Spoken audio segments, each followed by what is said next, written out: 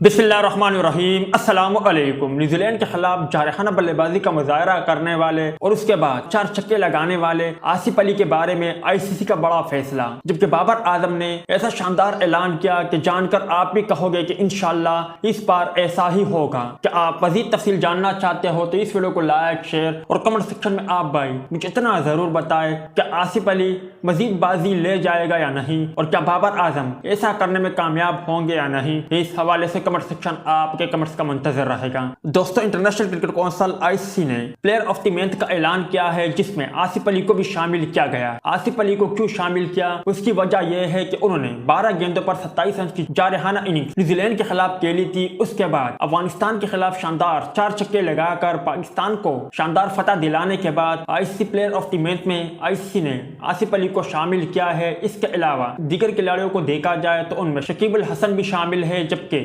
David को भी इस लिस्ट में रखा हुआ है। इंटरनेशनल क्रिकेट काउंसिल ने ऐलान किया है कि इस बार ये कड़ा किसके नाम निकलेगा और शायकीन क्रिकेटर अपने मनपसंद खिलाड़ी को वोट दे सकते हैं। जबकि इसके अलावा बाबर आजम की बात करें तो उन्होंने भी इंतहाई शानदार ऐलान किया। उनका कहना था कि इंशाल्लाह जिस तरह की परफॉर्मेंस कौमी क्रिकेट टीम है और जिस अंदाज से कौमी टीम चलती आ रही है, अगर हम इसी तरह की परफॉर्मेंस का मुजाहरा करें तो इंशाल्लाह T20 वर्ल्ड कप की ट्रॉफी हमसे कोई नहीं जीत सकता। मोहम्मद रिजवान का भी कहना था कि इंशाल्लाह इस बार T20 वर्ल्ड कप की ट्रॉफी पाकिस्तान उठाएगी। जबकि बाबर आजम ने भी कौमी टीम के तमाम खिलाड़ियों की तारीफ की और कहा कि इस बार ट्रॉफी जीतने से हमें कोई नहीं रोक सकता। उम्मीद है दोस्तों कि आज के मुख्तसर वीडियो भी आप भाइयों को पसंद आई होगी। टेक केयर, बाय बाय, अल्लाह हाफिज।